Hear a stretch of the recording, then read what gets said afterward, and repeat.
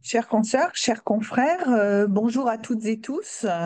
En tant que responsable de la commission sociale du Conseil national de l'Ordre des vétérinaires, je représente le président Jacques Guérin, malheureusement empêché.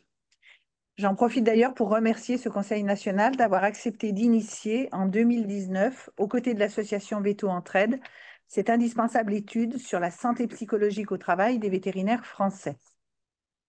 Au fil des résultats recueillis, le travail et les buts recherchés ont légèrement évolué afin de tenter d'apporter les meilleures réponses aux questions soulevées. Rapidement, il est apparu évident que c'était tout un projet longitudinal qu'il fallait mener. La phase 1 a permis de planter le décor. La phase 2 s'est penchée sur l'approfondissement de l'étude du workaholisme, du présentéisme et a exploré les idéations suicidaires en intégrant la théorie interpersonnelle du suicide et la théorie d'effet de piégeage de l'individu. Cette troisième phase, lancée 33 mois après la première, s'est voulue plus positive et tout en poursuivant l'analyse longitudinale, elle a intégré des aspects plus favorables de notre profession.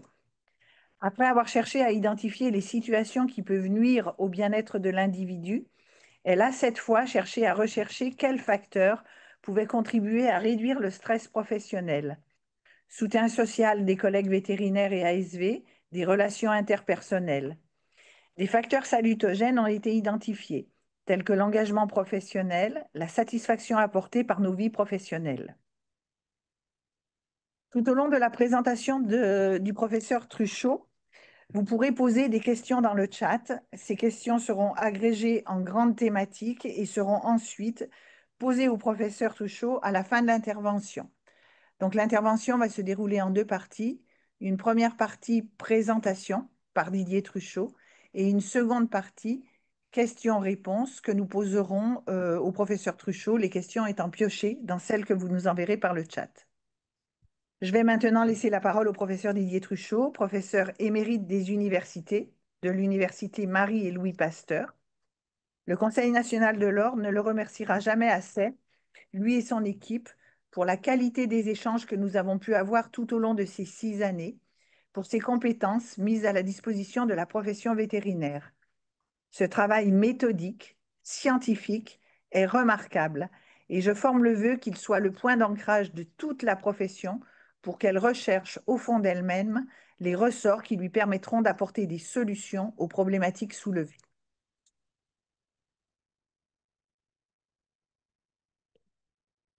Merci Corinne. C'est la parole est à moi maintenant. Ok. Vous m'entendez tous? Ok. Donc, merci Corinne pour cette introduction.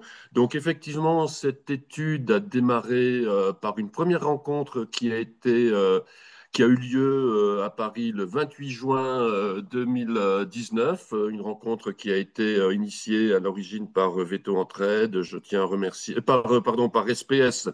Excusez-moi, et je tiens à remercier Catherine Cornibert pour avoir été l'intermédiaire entre moi-même et le CNOV et Veto Entraide. Et à l'époque, donc, on savait que les vétérinaires n'allaient pas très bien, mais on n'avait pas d'études véritablement systématiques sur les vétérinaires français. Néanmoins, au moment de cette première rencontre, j'avais déjà regardé la littérature internationale et il apparaissait que dans les pays étrangers, eh bien, les vétérinaires avaient un taux élevé de burn-out en Angleterre, aux États-Unis, en Australie, en Allemagne, en Autriche, etc. Que les vétérinaires, alors ça, c'est un chiffre qui est particulièrement dramatique, dans les pays étrangers, avaient 3 à 4 fois plus de risques de suicide que la population générale. Mais non seulement ça, ils avaient également 2 fois plus un risque de suicide que les autres professions de santé, notamment les médecins et les dentistes qui eux-mêmes ont un taux de suicide élevé. Les vétérinaires, au niveau de la littérature internationale, on nous montrait qu'ils avaient 20% d'entre eux avaient des idéations suicidaires au cours des 12 derniers mois, et donc la nécessité d'identifier les facteurs qui contribuent à ces risques pour la santé des vétérinaires, cette fois-ci en France.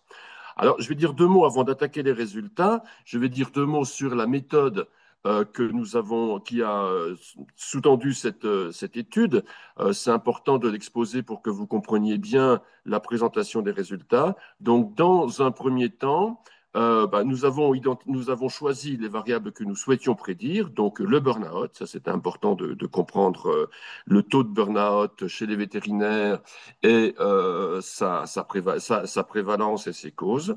Les idéations suicidaires, mais nous nous sommes également intéressés au fil du temps, comme l'a dit Corinne Bisbar dans son introduction, à l'engagement professionnel, qui est une variable positive. Nous nous sommes également intéressés à la satisfaction professionnelle. Donc, c'est les variables que nous souhaitions prédire. Et les variables prédictives, eh bien, évidemment, nous avons choisi les variables sociodémographiques, l'âge, le genre, le fait d'être en couple, d'avoir des enfants ou pas, etc. Les caractéristiques du poste de travail. Alors, quelle est la spécialité? Quelles sont l'amplitude horaire, etc., etc., etc. Il y avait une bonne vingtaine de caractéristiques du poste de travail qui étaient prises en compte. Les facteurs de stress, de tension. Alors, les facteurs de stress, de tension, on les a identifiés à partir d'entretiens que nous avons menés préalablement à la phase de questionnaire. Je vais y revenir tout de suite. Les événements de vie. Alors ici, évidemment, ça c'est une originalité de cette étude, c'est que nous ne nous sommes pas contentés de regarder dans quelle mesure des facteurs de stress professionnel pouvaient impacter sur le burn-out ou sur les idéations suicidaires, mais nous avons décidé de tester le poids des autres facteurs liés à la vie des individus, mais non pas à la profession des individus, des autres facteurs qui pouvaient impacter sur le burn-out, les idéations suicidaires. Donc les événements de vie, alors on a vu une échelle d'événements de vie avec divorce, déménagement, deuil, etc., etc. Et l'intérêt, c'était de regarder quelle était la part des stresseurs professionnels une fois qu'on a pris en compte ces événements de vie. On a regardé également de la même manière les troubles somatiques, les troubles du sommeil, donc quels étaient leur poids, leur impact sur burn-out, idéation suicidaire. On sait que notamment les troubles somatiques jouent énormément sur la santé psychologique des individus. Nous avons regardé également les facteurs de personnalité, parce que parfois on nous dit, ouais, ben, les gens qui sont en burn-out, c'est des gens qui ont une personnalité fragile, donc le contexte professionnel ne joue pas. Hein, c'est vraiment, faut pas nous raconter des sornettes avec tout ça, ce que on entend fréquemment dans les discours communs. Et puis, nous avons pris en compte les variables de suicidalité, ainsi que le soutien organisationnel perçu, qui est une variable, cette fois-ci, positive. Donc ici, déjà, c'est une première chez les vétérinaires, le fait d'avoir regardé non seulement les stresseurs professionnels, mais également les autres facteurs en dehors de la profession qui pouvaient impacter sur le burn-out et d'isoler le poids de ces facteurs professionnels sur burn-out, idéation suicidaire. Et c'est une étude qui s'est déroulée en plusieurs temps. Dans un premier temps, pardon, donc qui s'est déroulé en plusieurs temps. Donc, dans un premier temps, nous avons mené des entretiens. C'est une étudiante qui était en thèse avec moi, Amandine Mudry, qui était psychologue du travail, qui l'est toujours d'ailleurs, qui a mené des entretiens entre novembre 2019 et mars 2020 au siège du CNOV avec 130 vétérinaires qui venaient de toute la France pour recueillir le vécu quotidien des vétérinaires sur leur travail afin d'identifier les facteurs de stress, afin donc d'être au plus proche de leur quotidien lorsque nous allions construire par la suite le questionnaire. Alors, les entretiens se sont déroulés entre novembre 2019 et mars 2020 et on pensait fabriquer un premier questionnaire pour l'envoyer aussitôt, mais malheureusement, la pandémie de Covid nous a bloqués pendant plus d'un an et nous avons finalement finalisé le premier questionnaire en juin 2021, donc ça a une bonne perte de temps. Donc en juin 2021, un premier questionnaire avec toutes les variables que j'ai indiquées dans la diapo précédente a été envoyé à tous les vétérinaires inscrits à l'ordre et on a 3244 personnes qui nous ont répondu, ce qui représente à peu près 17,5% de la population des vétérinaires. Étant donné la longueur du questionnaire, c'est un questionnaire très long, étant donné son impact psychologique, il y avait des questions sur les stresseurs, le burn-out, le suicide, etc., etc. C'est un taux de retour qui est particulièrement satisfaisant.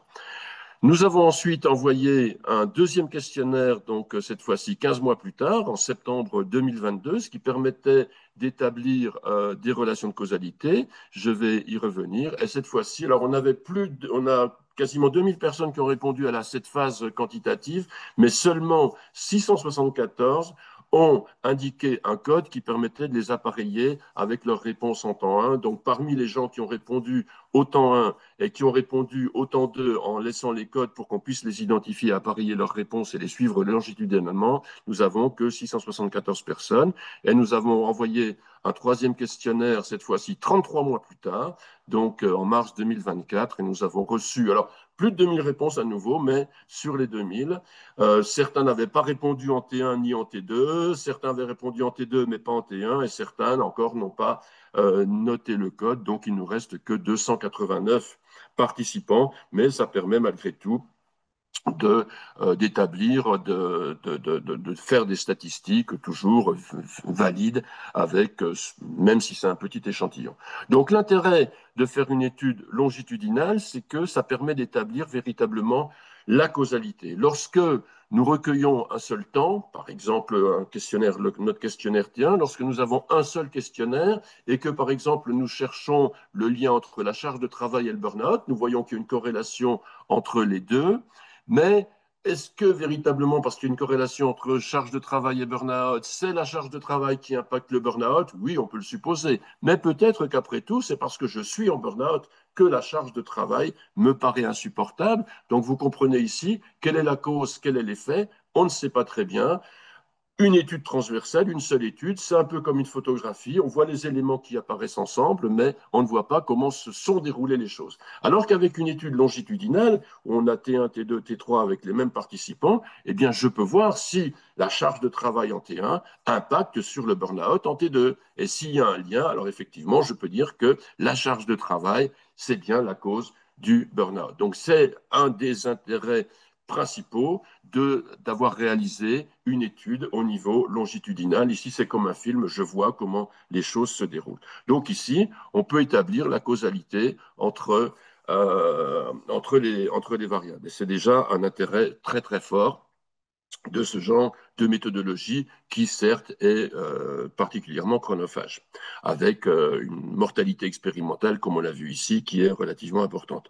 Mais ça permet également de tester des effets médiateurs, c'est-à-dire que parfois une variable agit sur une autre variable parce qu'elle est médiatisée par une troisième. Par exemple, dans une étude que j'ai menée en maison de retraite, eh bien, on s'aperçoit qu'il y a un lien entre la charge de travail et la négligence, mais en fait, la charge de travail influe sur la négligence parce qu'elle est médiatisée par le burn-out, parce qu'elle impacte sur le burn-out. Donc ici, voilà, on peut avoir une variable en T1 qui influe sur une variable en T3, bah oui, mais parce qu'elle est médiatisée par une variable qui arrive en T2. Donc à nouveau, l'intérêt du longitudinal. Et on peut tester des effets modérateurs, c'est-à-dire qu'une variable en T1 peut avoir un effet sur une variable en T3, mais cet effet peut être diminué parce qu'il y a une variable en T2, par exemple le soutien social, qui va diminuer ce lien. Et si c'est le cas, alors c'est une variable ressource à cultiver. Donc voilà pour la méthodologie de recherche que nous avons utilisée pour cette étude. Alors, les principaux résultats, évidemment, on a une tonne de résultats. J'ai écrit 3 rapports qui font 150 pages chacun, donc vous pouvez vous y rapporter. Je suis en train d'écrire une synthèse de ces 3 rapports que vous pourrez également consulter. Aujourd'hui, je ne vais me lancer que dans la présentation des principaux résultats de cette étude. Alors, les principaux résultats en ce qui concerne le burn-out. Alors, 2 mots sur la définition du burn-out. Le burn-out est un syndrome psychologique qui comporte 3 dimensions. La première dimension, c'est l'épuisement émotionnel. L'individu qui est en burn-out a perdu toutes ses ressources, que ce soit des ressources cognitives, affectives, motivationnelles. Le fait d'avoir été confronté régulièrement pendant une période de temps longue à des stresseurs, qui ne sont pas forcément des stresseurs dramatiques, des stresseurs puissants, mais les stresseurs de la vie quotidienne au travail, des conflits avec les collègues, craindre l'erreur, une charge de travail trop lourde, etc., etc., etc., eh bien, petit à petit, ça érode les ressources de l'individu qui se trouve dans une situation d'épuisement émotionnel. L'individu n'a plus les ressources pour faire face aux exigences de son travail. Et l'épuisement émotionnel va donner la place à un autre élément du burn-out qui est le cynisme ou la dépersonnalisation de la relation à l'autre. C'est-à-dire, je suis épuisé émotionnellement, je n'ai plus les ressources pour répondre aux exigences de mon travail, donc je deviens cynique, je ne considère plus mon boulot, mon entreprise, je ne considère plus mes collègues comme des autres, mes clients, comme des autrui possibles. J'ai déjà cité lors de conférences précédentes un médecin qui m'avait écrit dans un questionnaire que s'il avait un médecin généraliste que s'il avait su, il aurait été médecin légiste. C'est un exemple de cynisme et de dépersonnalisation typique. Et puis, la troisième dimension du burn-out, eh bien, c'est la réduction de l'efficacité professionnelle. L'individu qui s'est engagé, notamment chez les vétérinaires, dans une profession vocationnelle, avec une motivation ferme, avec l'idée ferme, forte, avec l'idée d'aller s'adresser aux autres, de soigner les animaux, de rendre service aux propriétaires, etc. Eh bien, il est épuisé, il ne réalise plus ce pourquoi il avait choisi cette profession-là. Ses buts se sont effrités et finalement l'efficacité professionnelle est réduite et le burn-out est là. Pour illustrer le burn-out, je vais rapidement vous citer un exemple d'une vétérinaire qui a écrit ceci en fin de questionnaire. J'ai toujours laissé en fin de questionnaire une page pour que les gens puissent s'exprimer librement ce qu'ils souhaitaient rajouter à ce qu'ils avaient déjà répondu en cochant les réponses aux questions. Cette vétérinaire qui nous dit, voilà, diminution de la capacité à travailler, fatigue extrême qui empêche de réfléchir efficacement, être submergé par les émotions au point de pleurer à n'importe quel moment de la journée, vous voyez, la surcharge affective, incapacité à supporter les remarques, sensation d'être acculé malgré les efforts permanents, la sensation de tout paraît une montagne insupportable, se demander tous les jours quand est-ce que ça va s'arrêter, sensation d'écœurement de la pratique, manque d'écoute de la direction, voire le manque d'efficacité, ras-le-bol de l'entourage familial, donc répercussions non seulement sur la vie de travail, mais sur la vie privée, répercussions sur la vie personnelle, manque de personnes compétentes efficaces pour aider à avancer, à orienter, médecin du travail, psychologue, psychiatre, peur de se mettre en arrêt, mauvaise réputation pour trouver un autre travail, reproche de la direction, peur de changer de travail, conjecture actuelle, difficulté à trouver un salariat, peur que ce soit pire ailleurs, bref, c'est la merde. Donc ça, on a vraiment ici un exemple typique d'une vétérinaire qui est en burn-out. Alors, une petite précision, le burn-out, c'est pas tout ou rien. Il n'y a pas ceux qui sont en burn-out et ceux qui ne sont pas en burn-out. Le burn-out, c'est une question de degré. On est plus ou moins dans un état de burn-out lorsqu'on commence à ressentir ses effets.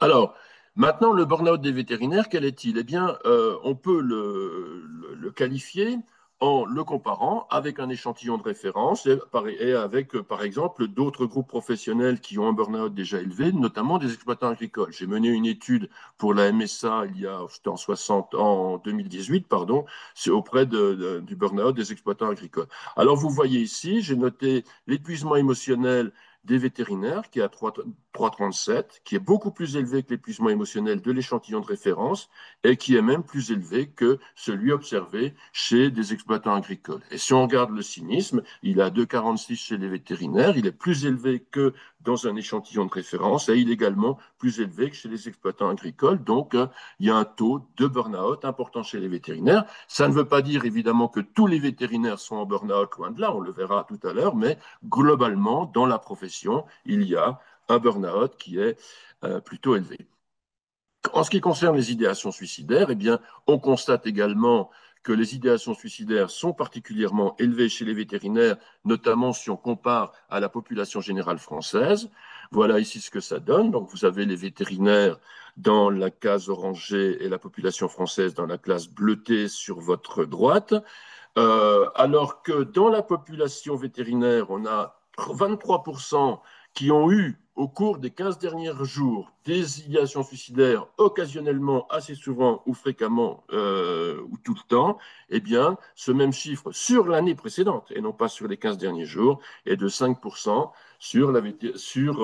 au niveau de la population française. Donc, évidemment, on a 75% de vétérinaires qui n'ont jamais eu d'idéation suicidaire, mais on en a quand même un quart qui en ont eu fréquemment au cours de la dernière quinzaine, ce qui est un chiffre particulièrement important. Alors maintenant, on voit qu'il y a un lien entre burn-out et idéation suicidaire. Ici, vous voyez le burn-out, l'épuisement émotionnel et le cynisme en T1. eh bien, le burn-out, c'est vraiment une saloperie, quoi, finalement, parce que regardez, c'est lié aux idéations suicidaires, excusez-moi, c'est lié aux idéations suicidaires, c'est fortement corrélé avec les idéations suicidaires en T3 et avec le cynisme également en T3. Alors maintenant, si on regarde les corrélations entre toutes les variables de santé qui ont été incluses dans le questionnaire, on voit également le côté chronique des problématiques de santé, puisque si vous regardez ici, vous avez en bleu sur la colonne de Ah, décidément, sur la colonne de gauche, vous avez donc l'épuisement émotionnel en T1, le cynisme en T1, les troubles du sommeil en T1, les troubles somatiques en T1, les idéations suicidaires en T1, et vous avez les mêmes variables cette fois-ci en T2. Okay.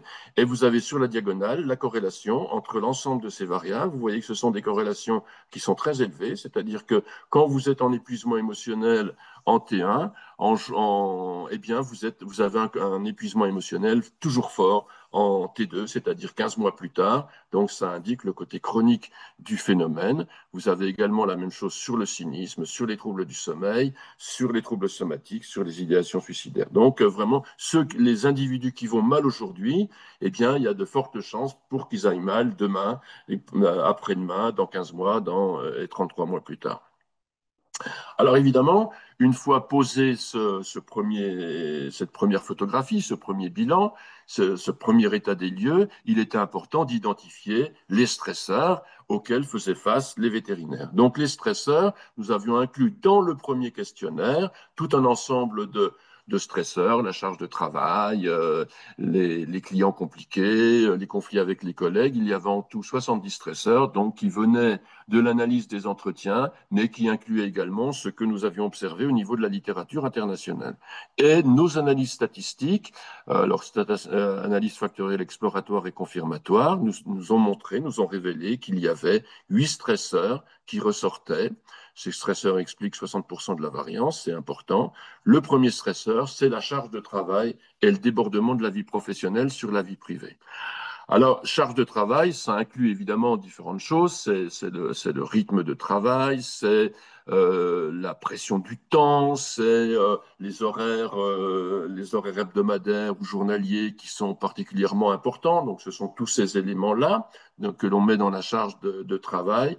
Et cette charge de travail, eh bien, elle déborde sur la vie professionnelle et la vie privée parce que bien, si je consacre énormément de temps, si j'ai une amplitude horaire importante, consacrer à mon travail, je n'ai plus de temps pour mes proches, ma famille ou pour moi-même. Mais en même temps, si je suis fatigué par mon travail, je n'ai plus d'énergie à consacrer à mes proches, à ma famille, à ma vie privée, etc., etc., etc. Donc, c'est un des stresseurs importants et on verra, c'est un des stresseurs les plus forts qui impacte le plus sur la santé physique et psychologique des vétérinaires. Un deuxième stresseur qui apparaît, c'est la négligence, la maltraitance des clients. Donc, être confronté à des clients qui malmènent leurs animaux, être confronté à la maltraitance des animaux, être confronté à des clients qui demandent des euthanasies de confort. Donc, ça, c'est un stresseur euh, qui suscite énormément d'émotions. Il y a pas mal de témoignages de ce point de vue-là. Alors que la charge de travail est un facteur qui n'est pas spécifique aux vétérinaires, la négligence, la maltraitance, là on est plutôt sur un facteur qui est spécifique à la profession. Le troisième facteur, c'est la charge émotionnelle face à la détresse des clients. Donc, le client qui pleure parce que son animal va mal, parce que son animal est décédé, les clients qui n'ont pas les moyens financiers pour payer des soins coûteux pour que l'animal aille mieux, etc., etc. Donc, toute cette charge émotionnelle qui est également un stresseur spécifique à la profession vétérinaire, ou plutôt spécifique à la profession vétérinaire. Un quatrième facteur, que l'on retrouve au niveau international, ce n'est pas spécifique aux étudiants, aux professionnels vétérinaires français, c'est les problèmes financiers. Donc les problèmes financiers, évidemment que l'on voit beaucoup apparaître chez les libéraux, mais pas que. Les salariés parfois expriment la crainte que la clinique aille mal, que la clinique tourne mal. Donc ça concerne, je répète, plus les libéraux, mais également les salariés. Un cinquième facteur, alors là, qui n'est pas du tout spécifique aux vétérinaires, je peux vous garantir qu'à l'université, ça apparaît souvent également, c'est les conflits, les tensions entre les collègues. Alors ici, ça peut être à la fois des conflits entre les collègues, mais le plus souvent, ce sont des conflits avec la hiérarchie, donc soit les libéraux qui se plaignent des salariés, soit les salariés qui se plaignent des libéraux. Et ça, on a énormément de témoignages, à la fois dans les entretiens que nous avons menés préalablement à cette étude et dans les verbatims laissés en fin de questionnaire. C'est vraiment un des stresseurs les plus importants. Il y a véritablement des conflits entre générations, j'y reviendrai en fin de présentation, des conflits entre salariés et avec des problèmes de management très forts dans les cliniques. C'est vraiment, il y a vraiment quelque chose à faire à ce niveau-là. La peur de l'erreur, qui est un conflit spécifique cette fois-ci au vétérinaire. Et la peur de l'erreur est vraiment un des stresseurs qui impacte énormément. On a des témoignages, je n'ai pas le temps de les lire, mais il y a vraiment des témoignages de vétérinaires qui disent, voilà, j'ai fait une connerie, j'ai fait une erreur, l'animal est mort. Et, un nous dit, j'ai failli me piquer, enfin, j'ai failli me flinguer, quoi, après, et ne pas rentrer chez moi après avoir commis ce genre de conneries. La peur de l'erreur revient fréquemment, notamment chez les jeunes vétérinaires et chez les femmes, et ça impacte énormément. Ça renvoie vraiment au sentiment je n'ai pas été compétent, je n'ai pas fait pour ce pourquoi j'ai acquis des compétences à l'école, etc. Et c'est d'autant plus important, cette peur de l'erreur, que beaucoup de vétérinaires sont perfectionnistes. J'ai mené une étude, parallèlement à l'étude sur les professionnels, j'ai mené une étude sur les étudiants vétérinaires des 4 écoles nationales françaises. Et le perfectionnisme est une caractéristique très, très, très forte chez les étudiants vétérinaires. Il y a une prévalence très forte de cette caractéristique, donc évidemment qu'on va retrouver une fois qu'ils seront professionnels. Donc la peur de l'erreur est d'autant plus avivée par ce perfectionnisme. Un septième facteur, c'est la peur des blessures, alors, qui revient fréquemment également et qui a un impact assez important. Donc la peur des blessures, blessures par l'animal, mais également par les produits chimiques, les radios, tout ce qu'on peut manipuler dans son environnement de travail, qui concerne beaucoup les jeunes et beaucoup les femmes également. Et le huitième facteur, c'est les interruptions, le fait d'avoir un travail interrompu sans arrêt. C'est un facteur qui n'est pas spécifique aux vétérinaires, on le retrouve dans toutes les enquêtes sur les conditions de travail. Ça concerne à peu près 70% des personnes au travail. Donc voici les 8 facteurs qui ont été identifiés. Alors, au niveau quantitatif, mais il apparaît qu'un neuvième facteur apparaît au niveau qualitatif, puisque vous avez vu que nous avons des données quantitatives et qualitatives, mais qui n'est pas ressorti au niveau quantitatif. Alors, il ne sera pas pris en compte dans les statistiques de ce longitudinal. Le neuvième facteur, c'est un facteur qui apparaît après le Covid, qui apparaît beaucoup après le Covid, c'est les comportements problématiques de la clientèle. Donc, je répète, on n'a pas pu le prendre en compte, ça ne ressortait pas des statistiques à partir des données recueillies en 2019 et notre questionnaire de 2021, mais dans les verbatims, vraiment, on a beaucoup de témoignages de vétérinaires qui disent, mais depuis la Covid, on a affaire de plus en plus à des clients qui sont pénibles, qui sont agressifs. Donc l'agressivité des propriétaires, des clients, des propriétaires qui sont hyper exigeants, qui sont impatients, qui veulent être servis tout de suite, maintenant, qui ne supportent pas d'attendre, des incivilités. Alors, bon, bah, oui, vous voyez bien toutes les incivilités auxquelles vous êtes confrontés dans la vie quotidienne. Les jugements en ligne, ça fait partie également de ce qui ressort. Donc, le veto bashing, hein, les fameuses e-reputation, donc, qui ressortent. Les impayés, c'est les gens qui considèrent que le vétérinaire, bah, de toute façon, il est plein de sous, donc c'est pas la peine qu'on le paye maintenant, hein. On peut retarder ou on peut pas le payer du tout. Et puis, le facteur dans ces comportements des propriétaires, un facteur qui ressort beaucoup, c'est la non-reconnaissance, l'ingratitude. Et j'ai fait un travail en dirigeant la thèse de Manon Leroy, peut-être est-elle parmi nous aujourd'hui. Elle a fait sa thèse et j'étais son directeur de thèse. On a fait un travail sur les comportements problématiques des propriétaires et l'impact de ces comportements sur la santé psychologique des vétérinaires. La non-reconnaissance, l'ingratitude est parmi ces 6 facteurs celui qui impacte le plus sur le burn-out, sur la santé psychologique. Le sentiment finalement d'avoir investi dans la relation et de ne pas être payé de retour. Le sentiment d'inéquité. Hein, je fais beaucoup pour l'autre, mais l'autre ne me reconnaît pas, ne reconnaît pas mes compétences, est ingrat, etc. Et ça, c'est un facteur qu'on retrouve beaucoup chez les médecins, chez les infirmiers, chez tous les soignants. Alors, je signale que la première, cette échelle avec les 8 facteurs, nous venons de la publier dans une revue très exigeante au niveau méthodologique qui s'appelle Scientific Report. Donc, c'est le premier article qui ressort de cette étude. Et le fait que ce soit passé dans cette revue, bah, ça valide en fait la qualité méthodologique de notre travail. C'est toujours une petite satisfaction au passage. Alors, maintenant, comment ces stresseurs, ces 8 stresseurs que nous venons d'identifier, comment ils impactent sur le burn-out en T1, en T2 et en T3, et quels sont ceux qui impactent le plus? Alors, on peut dans un premier temps regarder les corrélations. Eh bien, voici un tableau apparemment compliqué, mais en réalité tout simple. Vous avez ici les 8 stresseurs, la charge de travail, la maltraitance, les exigences émotionnelles, les problèmes financiers, les conflits avec les collègues, peur de l'erreur, peur des blessures, travail ininterrompu. Et nous avons ici l'épuisement émotionnel en T1, en T2, en T3, le cynisme en T1, en T2, en T3, et la réduction de l'accomplissement personnel, pardon, excusez-moi, en T1, en T2, en T3.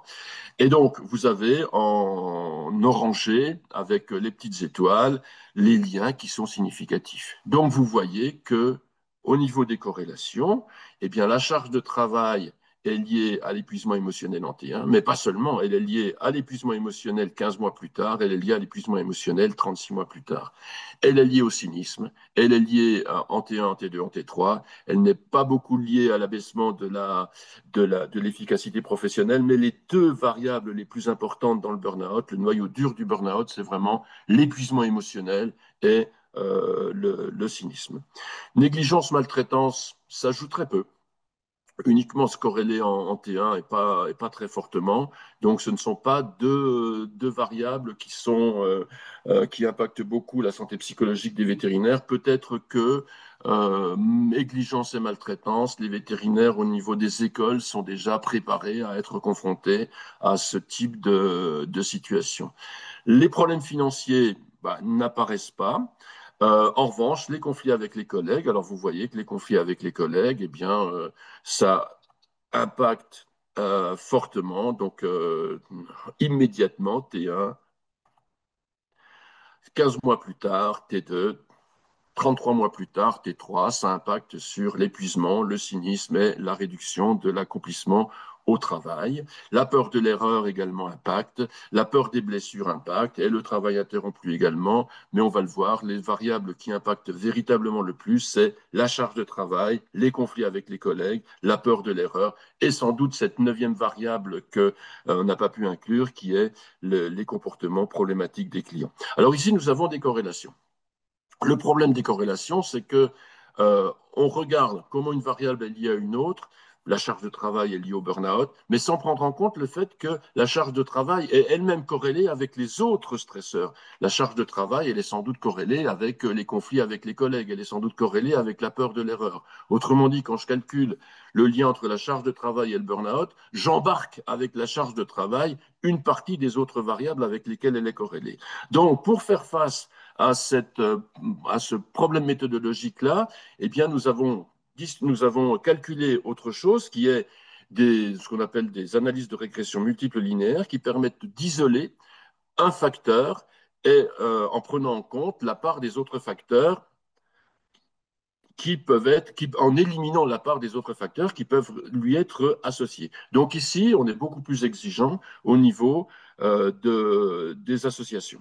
Et voilà ce que ça donne avec des régressions multiples. Donc les stresseurs en T1 avec l'épuisement émotionnel en T2, T3, le cynisme en T2, T3 et la réduction de l'efficacité professionnelle en T2, T3. Vous voyez ici que les facteurs qui demeurent sont la charge de travail associée à T1, T2, les conflits, les tensions avec les collègues qui jouent 15 mois plus tard, la peur de l'erreur qui joue 15 mois et 33 mois plus tard, ceci sur l'épuisement émotionnel, et la peur des blessures qui joue sur le cynisme en T1, en T2 et en T3. Donc c'est vraiment les variables sur lesquelles, si on veut agir, si on veut proposer des préconisations, sont les variables sur lesquelles on doit agir en priorité pour améliorer la santé des vétérinaires. Alors, on voit aussi que si on regarde, avec là, on était sur le burn-out, si on regarde sur la santé physique, bien, on voit aussi que ce qui joue sur la santé physique, c'est encore la charge de travail, les conflits avec les collègues, la peur des blessures, joue sur les troubles fortement, sur les troubles somatiques. On voit encore d'autres facteurs, mais on revoit quand même fortement les associations les plus fortes sont liées à ces facteurs-là.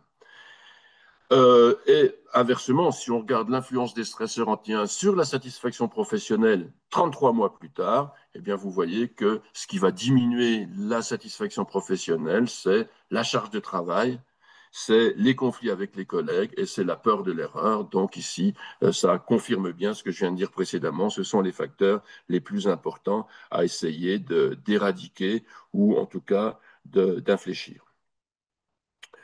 Alors, quels sont les mécanismes? On s'est posé la question, Corinne l'a annoncé en T2, quels sont les mécanismes qui sont à la base des comportements suicidaires chez les vétérinaires? Je rappelle, c'est une des professions qui se suicide le plus, et puis bon, l'actualité récente a montré encore des problèmes, une actualité douloureuse en tout cas, avec le suicide d'une jeune vétérinaire il y a peu. Donc, quels sont les mécanismes qui sont à la base de ces comportements suicidaires? Eh bien, nous avons fait appel à deux théories. La théorie interpersonnelle du suicide, qui est une théorie qui a été testée empiriquement et qui permet vraiment de prédire le passage à l'acte. D'après cette théorie, eh bien, le comportement suicidaire est causé par la présence simultanée de deux processus. D'une part, l'appartenance contrariée, c'est-à-dire finalement, je suis dans une situation où je suis dans une solitude douloureuse, je n'appartiens plus à un groupe, ou en tout cas mon appartenance est véritablement est menacée, donc je me suis déconnecté des autres et je n'ai plus de relations réciproques avec mes proches, avec ma famille, avec mes enfants, mes collègues, mes amis, etc., etc. Ça, c'est la première dimension de cette théorie-là, donc appartenance contrariée. On a montré, hein, Durkheim, il y a 100 ans, dans son bouquin, plus de 100 ans maintenant, dans son bouquin sur le suicide, avait montré qu'il y avait beaucoup plus de suicides quand, dans les états d'anomie, bah, c'est exactement ce qui se passe avec cette variable d'appartenance contrariée. Et puis, la sensation d'être un fardeau pour les autres, la sensation d'être un fardeau pour ses proches, qui est quelque chose de très fort, qui apparaît très fortement chez les vétérinaires. On va le voir à travers quelques témoignages. Et puis évidemment, la capacité de se suicider, c'est-à-dire on n'a plus peur de la douleur, on n'a plus peur du passage à l'acte. Alors, quelques témoignages qui illustrent bien cette appartenance contrariée, donc des témoignages laissés en fin de questionnaire. Quelqu'un nous écrit, la solitude est sans doute le facteur essentiel des souffrances au travail, car cela devient vite vertigineux, sans rien ni personne pour se raccrocher ou grandir. C'est lourd comme témoignage et ça illustre bien la pertinence des variables que je viens d'énoncer. Un autre dit, j'ai toujours beaucoup travaillé, ce qui a certainement gâché les relations que j'aurais pu avoir avec mes enfants lors de leur éducation. Donc on voit ici appartenance contrariée, pas de lien réciproque, j'ai tout gâché, quoi. Un autre nous dit, impossible de travailler en clinique et de faire des journées de moins de 9 heures et de ne pas travailler les week-ends. J'ai l'impression que c'est la pénitence à ma vocation. Jamais je ne pourrai avoir des horaires qui me permettent de m'approcher de mes cercles d'amitié et de ma famille. Et autre illustration du sentiment d'être un fardeau pour ses proches, une vétérinaire nous dit, je suis gérante de ma clinique vétérinaire, j'aime mon travail mais je le subis car trop de charge mentale, trop de gestion du personnel, je me sens seule devant toutes les décisions, toutes les complications éventuelles, avis Google, client qui se plaint, je sens que je ne suis pas heureuse. Parfois des idées noires, mais pas en continu. Ma famille subit mes remarques permanentes concernant mes problèmes au travail. Mon mari supporte difficilement mon métier. J'amène beaucoup de stress à la maison. Donc à nouveau, ça illustre parfaitement les mécanismes que je viens d'évoquer On pourra en citer encore un dernier. En épuisement émotionnel, je me lève avec une très grande fatigue, on sent le burn-out. Hein. Je supporte de moins en moins les gardes et le fait d'être en astreinte 24 heures sur 24. Je ne vis plus que pour travailler. Je ne profite plus de rien. Je sens que ma femme et mes filles commencent à se lasser de cette situation, ne partageant plus rien avec eux. Donc, manque de lien réciproque, ça illustre parfaitement ce qu'on a dit. Donc ici, avec ce modèle-là de Joyner et ses collaborateurs, on a donc l'appartenance contrariée que je viens de citer, donc le souci de ne pas être connecté aux autres, je me sens seul. La perception d'être un fardeau pour les siens, sentiment d'être un poids pour autrui, hein, je n'ai plus de lien avec mes autres, je suis un poids. Et puis, la capacité à suicider, compétence suicidaire, ben, en plus chez les vétérinaires, effectivement, comme toutes les professions qui se suicident beaucoup, on a le produit létal à proximité, ce qu'on a chez les policiers, chez les dentistes qui se suicident beaucoup, chez les médecins ou encore chez les exploitants agricoles. Donc, je n'ai plus peur de mourir. Et évidemment, le désir suicidaire va arriver à la conjonction du sentiment de l'appartenance contrariée et de la perception d'être un fardeau. Ici, c'est le désir suicidaire que nous avons étudié. Et le passage à l'acte va arriver lorsque on a la conjonction des trois, non seulement appartenance contrariée et perception d'être un fardeau, et capacité de se suicider.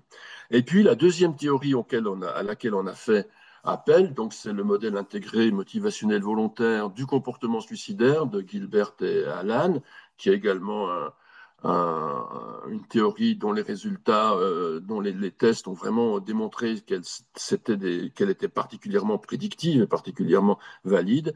Donc dans cette théorie, euh, eh bien, une des variables importantes, c'est le sentiment, la perception que sa vie est une défaite, hein, c'est un échec. On est en défaite et on est piégé. Alors, Gilbert et Alan définissent la défaite comme des sentiments d'impuissance, d'humiliation, la perception de l'utraté, d'impuissance provenant de la perte et d'une perturbation importante du statut social, de l'identité, des objets hiérarchiques. Dans les témoignages précédents que j'ai lus, on a déjà la présence de cette perception de défaite. Et Gilbert nous dit qu'il y a trois événements qui peuvent induire cette perception de défaite, et on les retrouve bien chez les vétérinaires qui vont mal. Il y a perte des ressources sociales et matérielles précieuses, l'échec à les atteindre, donc problèmes financiers, mais surtout conflits entre vie professionnelle et vie privée, des témoignages que j'ai lus, dénigrements sociaux et attaques des autres, et les ressources internes d'attaque, les autocritiques, il y a beaucoup d'autocritiques chez les vétérinaires, avec notamment la peur de l'erreur, les comparaisons sociales défavorables, les ambitions irréalisables qu'on retrouve également dans les témoignages que l'on a vus et qu'on verra encore par la suite. Et puis le sentiment d'être piégé, je suis coincé dans ma situation, je ne peux plus sortir de ma situation, j'aimerais bien sortir de cette situation-là, mais tout est bloqué. Je donnerai des témoignages tout de suite qui illustrent ça. Donc le piégeage apparaît quand la motivation à s'échapper de la situation menaçante ou stressante est bloquée, car cette situation est perçue comme étant inévitable, irrévocable, sans possibilité d'en sortir, quelle que soit sa propre volonté ou quelle que soit la volonté d'autrui. Alors, témoignage un peu long, mais je pense que ça vaut la peine de bien illustrer ces processus pour montrer leur réalité quotidienne. C'est pas simplement un truc théorique abstrait. Un nous dit, il règne au sein de mon entreprise un climat de tension extrême. Ça revient souvent, hein, le climat organisationnel qui est déplorable. Donc, un soutien, alors j'arrive pas à lire parce que j'ai un soutien de tension extrême. Plus le temps passe, plus je me rends compte que les contraintes et les horaires imposés par le métier ne correspondent pas à ce que je souhaite dans ma vie. Donc, on voit bien le processus d'être piégé, d'échec. Cela étant, les contraintes financières sont là et je me sens coincé à la fois d'un point de vue financier, mais aussi dans ma structure, car elle appartient à un groupe. Ça, les groupes sont souvent cités dans les verbatims des vétérinaires comme étant une contrainte et comme étant quelque chose de plutôt nuisible. Donc, dans ma structure, car elle appartient à un groupe dont la plupart des structures dans la région appartiennent. Cependant, j'ai toujours voulu être vétérinaire. Mes parents ont participé financièrement à la réalisation de mes études, donc je ne me vois pas faire autre chose de ma vie. Je ne me sens pas capable de faire autre chose. D'un point de vue pratique, j'arrive encore à trouver un sens, mais d'un point de vue social et vie au sein de la clinique, je vais au travail la boule au ventre, avec la crainte de savoir quelle sera la prochaine surprise de la journée.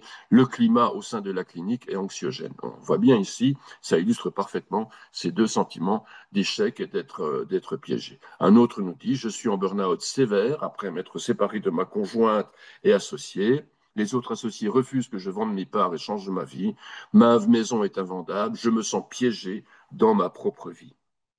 Et un dernier témoignage, en résumé, sentiment d'être pris au piège, c'est eux-mêmes hein, qui utilisent ces mots de la théorie, sentiment d'être pris au piège par la vie professionnelle, par la nécessité de répondre aux demandes et attentes des clients, somme toute légitime, mais rarement reconnue, surtout en disponibilité, notamment aux dépens de notre vie personnelle, car et par le côté économique qui empêche de prendre la décision d'essayer de travailler moins.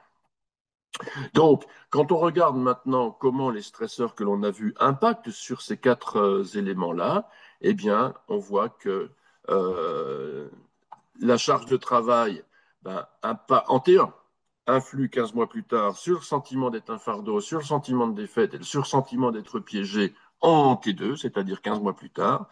Les problèmes financiers ressortent, mais les problèmes financiers ne ressortent pas tout le temps. Hein. Ils ressortent, je dirais, une fois sur deux. Mais les conflits, les tensions avec les collègues eh bien, sont associés 15 mois plus tard avec le sentiment de défaite et le sentiment d'être piégé. La peur de l'erreur, est associé légèrement avec l'appartenance contrariée, mais encore avec fortement avec le sentiment de défaite et le sentiment de piège. La peur des blessures est associée avec le sentiment d'être un fardeau. Donc on retrouve à nouveau ces variables-là, ces variables que j'ai énoncées et que j'ai répétées, qui conduisent à ces étapes psychologiques précurseurs du passage à l'acte au niveau donc longitudinal. Alors, un autre facteur qui ressort beaucoup chez les vétérinaires, et ça, je crois que ça va être à prendre en compte dans les préconisations, et sans doute également en relation avec ce qui peut se passer en collaboration avec les écoles, c'est ce qu'on appelle le workaholisme. Le workaholisme, c'est une addiction, on peut appeler ça une addiction comportementale, comme on peut être addict au jeu, comme on peut être addict au sexe, comme on peut être addict aux vidéos, etc., etc., etc. Eh bien, certains individus sont addicts à leur travail. Le travail devient l'objet d'une dépendance. Et alors, ça a été mis en évidence dans les années 80. Et on développe de plus en plus de travaux sur le sujet. L'individu qui est workaholic est un individu qui pense sans arrêt à son travail, y compris lorsqu'il n'est pas au travail. Le travail est un objet comme le toxico est sans arrêt en train de penser au produit qu'il a besoin de consommer, l'alcoolique qui a besoin d'avoir ses bouteilles en avance parce qu'il a peur de manquer, etc., etc. Et on a beaucoup de témoignages de vétérinaires qui nous disent, bon, moi, je prends pas beaucoup de vacances, mais de toute façon, quand je suis en vacances, je culpabilise. Ça, c'est très typique du workaholic. Quand on est avec les siens, le workaholic, quand il est avec les siens, il pense à son boulot. Et il s'ennuie avec les siens parce qu'il se dit qu'il ferait mieux d'être au boulot et qu'il ferait mieux d'aller voir ce qui se passe à son travail.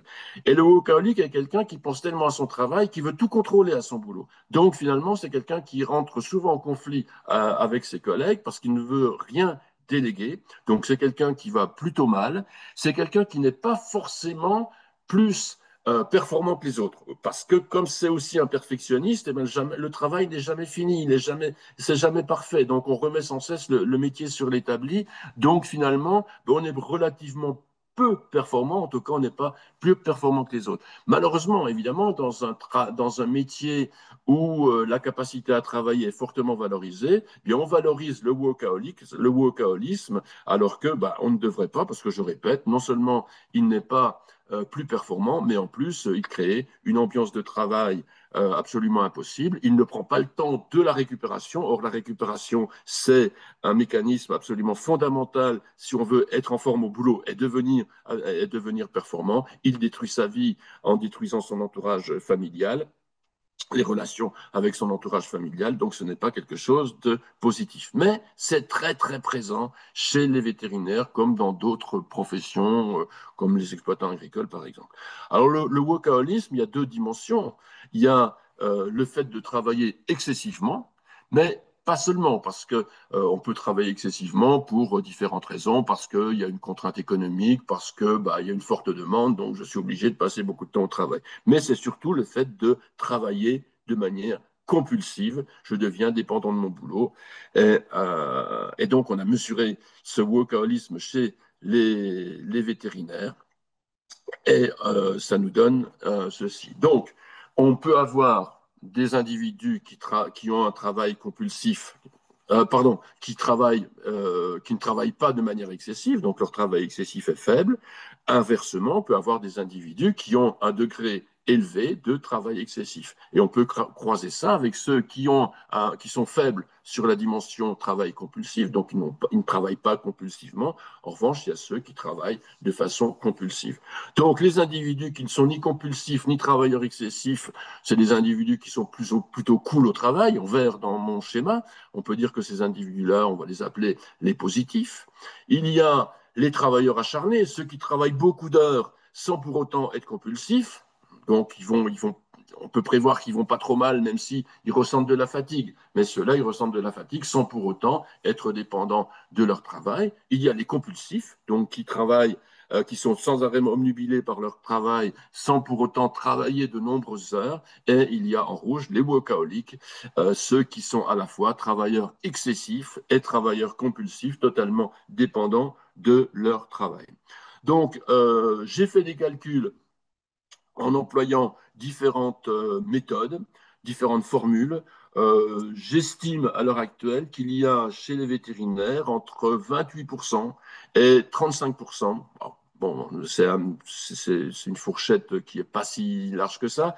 Euh, à peu près un tiers, en tout cas, ou un peu moins d'un tiers des vétérinaires qui correspondent véritablement à la définition du workaholisme. Et ça, c'est quelque chose contre lequel il va falloir lutter, contre lequel il va falloir donner de l'information, parce que quand on regarde à quoi est associé le workaholisme, eh bien, regardons. On a ici un schéma avec les positifs, les acharnés, les compulsifs, les workaholics et l'épuisement émotionnel. Eh bien, regardez ce qui se passe. Les positifs, voilà leur degré d'épuisement émotionnel. Les acharnés, voilà leur degré d'épuisement émotionnel. Les compulsifs, les workaholics. Au fur et à mesure qu'on passe des positifs aux workaholics, on voit que l'épuisement émotionnel augmente et augmente de manière statistiquement très significative.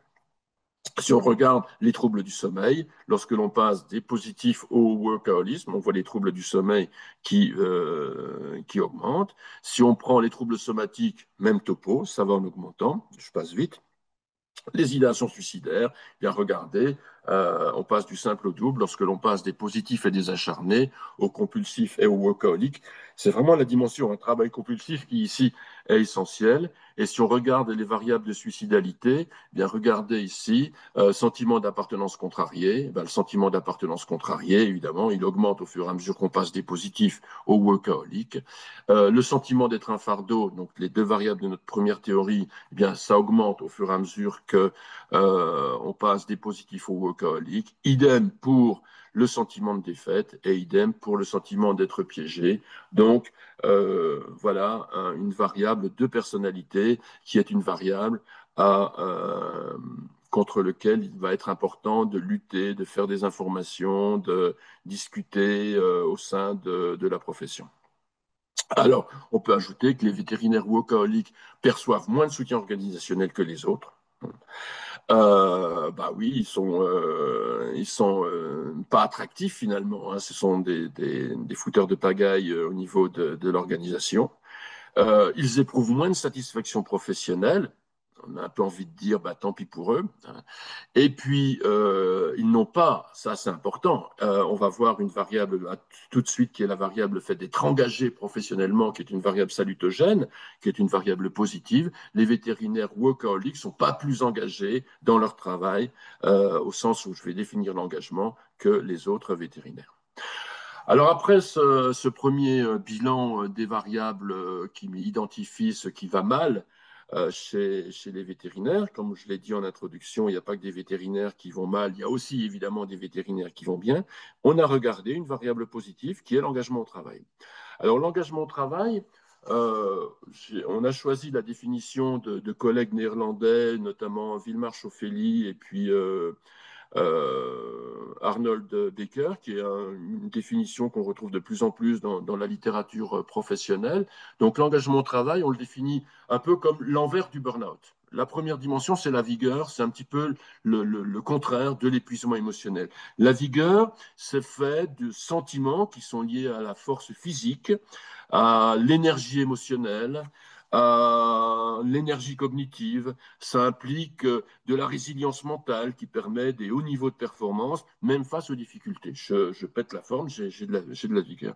La deuxième dimension, qui est le contraire du cynisme et de la dépersonnalisation, c'est le fait d'être dédié à son travail. Je suis dédié à mon travail, donc dédication. Je traduis dedication, je ne vais pas chercher à traduire mieux que par dédication, même si le terme n'est pas très, très français. Mais bon, ça peut nous convenir. Donc la dédication, ça implique non seulement un niveau élevé d'implication, mais le sens du but. J'ai un but dans ma vie, j'ai de la fierté à faire mon boulot, je suis dédié à mon entreprise, j'ai de la satisfaction. Ça renvoie à l'idée d'atteindre des résultats personnellement significatifs. Et la troisième dimension, eh bien, c'est l'absorption, donc le fait d'être concentré sur son boulot, le fait d'échapper à son environnement. Finalement, je vois plus le temps qui passe quand je suis au travail. J'ai du mal à me détacher de ma tâche. Alors, on a une échelle, hein, je n'ai pas précisé en début, mais on n'a utilisé que des échelles qui étaient validées scientifiquement pour faire ce boulot-là, bien évidemment, et on a testé avant de faire des calculs qu'elles fonctionnaient bien avec nos données. Donc l'engagement, on l'a recueilli en T3. C'était compliqué de le recueillir avant parce qu'on avait des questionnaires tellement longs que le longitudinal nous a permis également de, pas de saupoudrer, mais en tout cas de semer des questionnaires, d'ajouter des questionnaires et d'en supprimer d'autres au fur et à mesure qu'on avançait dans notre travail. Alors, si on regarde l'engagement chez les vétérinaires comparativement à un échantillon de référence, vous voyez ici, vous avez les vétérinaires en, on va dire, jaune, et puis l'échantillon de référence en marron. L'échantillon de référence, c'est un échantillon qui sert de norme, en fait, qui est un échantillon de 10 000 personnes au travail composé de professions hétérogènes. Donc ici, vous voyez que les vétérinaires ont une vigueur qui est un peu plus basse que l'échantillon de référence, mais la différence entre le 3,75 et le 4,01 n'est pas significative statistiquement. Les vétérinaires sont plus dédiés que l'échantillon de référence, 4,62 versus 3,88, et les vétérinaires sont plus absorbés que l'échantillon de référence. Donc, bien que, on l'a vu précédemment, il y a du burn-out, il y a des idéations suicidaires, n'empêche qu'il y a aussi des vétérinaires qui ont des scores d'absorption, de vigueur, de dédication et d'absorption, donc d'engagement au travail élevés. Quand on regarde maintenant la prévalence de euh, cet engagement chez les vétérinaires, voici ce que ça nous donne. Donc, vous avez les trois dimensions, vigueur, dédication, absorption, et vous avez ici le score total. On peut faire un score total des trois dimensions, c'est tout à fait autorisé psychologiquement par les auteurs de l'échelle. Donc, vous avez la vigueur avec en bleu, faible ou très faible, en marron, moyen, en vert élevé, vous voyez que en ce qui concerne la vigueur, ça se partage en gros un tiers, un tiers, un tiers. Il y a un tiers des vétérinaires qui ont une vigueur très faible ou faible, un tiers qui ont une vigueur moyenne et un tiers qui ont une vigueur élevée. En ce qui concerne la dédication, bah, c'est beaucoup plus fort puisque on a 55% des vétérinaires qui ont une dédication élevée, un tiers une dédication faible, et puis seulement 11% qui ont une dédication très faible. Un tiers pardon, qui a une dédication moyenne et 11% qui a une dédication faible. Pour l'absorption, c'est encore plus fort. Les vétérinaires sont vraiment absorbés par leur travail pour 70% d'entre eux et 20% encore une absorption moyenne. Quand on regarde le score global, on a 50% des vétérinaires qui sont très engagés dans leur boulot, 37 moyennement engagés et 12% qui sont peu engagés dans leur travail. Alors, quand on regarde, on peut se dire, mais finalement, est-ce qu'il y a un lien entre burn-out et engagement dans le travail? On peut s'attendre à ce que bah, ceux qui sont en burn-out ne sont pas du tout engagés, qu'il y ait une opposition entre les deux. Et en réalité, ce n'est pas si simple que ça. Quand on croise l'épuisement émotionnel très faible à faible, l'épuisement émotionnel moyen à fort, avec l'engagement très faible à faible et l'engagement qui est moyen à fort, eh bien, on voit que un pourcentage relativement important de vétérinaires sont à la fois, ah zut, excusez-moi, j'ai pas de souris, je suis en réalité en vacances en Bretagne et ça s'appelle du workaholisme peut-être, et je n'ai pas de souris, j'ai oublié ma souris à Dijon, donc voilà, je vais repartager.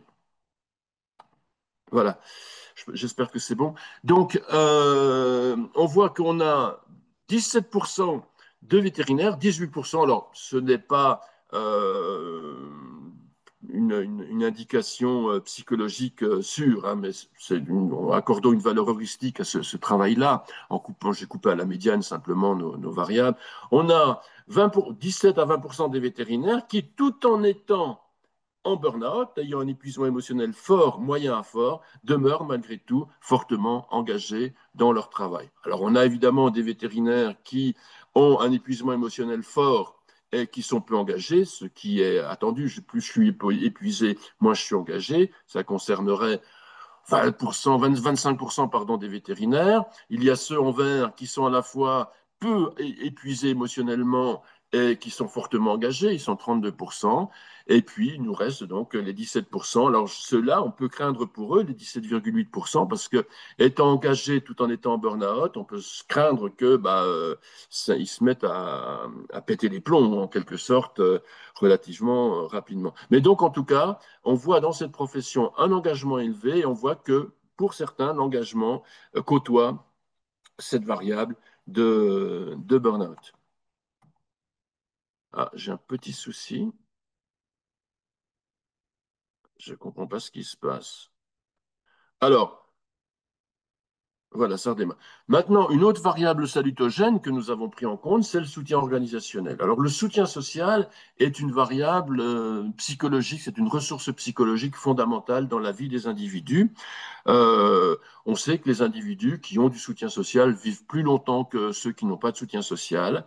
Il vaut mieux fumer et avoir du soutien social que de ne pas fumer et ne pas avoir de soutien social pour la longévité. Évidemment, il vaut mieux ne pas fumer et avoir du soutien social, c'est encore bien mieux. Mais en tout cas, on a plein d'études longitudinales qui ont été menées sur des échantillons de 10 000 personnes qu'on a suivies pendant 10 ans et on montre que le fait d'appartenir à des groupes, c'est le contraire des variables de suicidalité qu'on a vu tout à l'heure avec l'isolement, la solitude, le fait d'appartenir à des groupes, le fait d'avoir des statuts variés, le fait d'avoir du soutien informationnel, du soutien affectif, du soutien matériel de la part des autres, que ce soit au travail ou en dehors du travail, joue fortement sur la santé psychologique, la santé physique et la longévité des individus.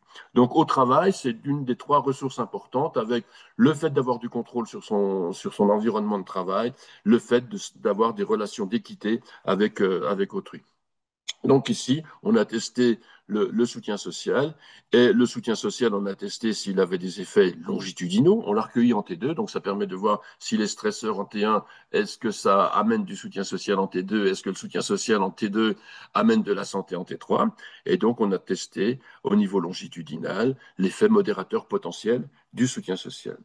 Alors, le soutien social reçu par les individus, le soutien social perçu en T2, eh bien, 18 mois plus tard, on vérifie qu'il a des effets positifs. En effet, les individus qui ont un soutien social élevé en T2 ont moins d'épuisement émotionnel en T3, donc moins de burn-out.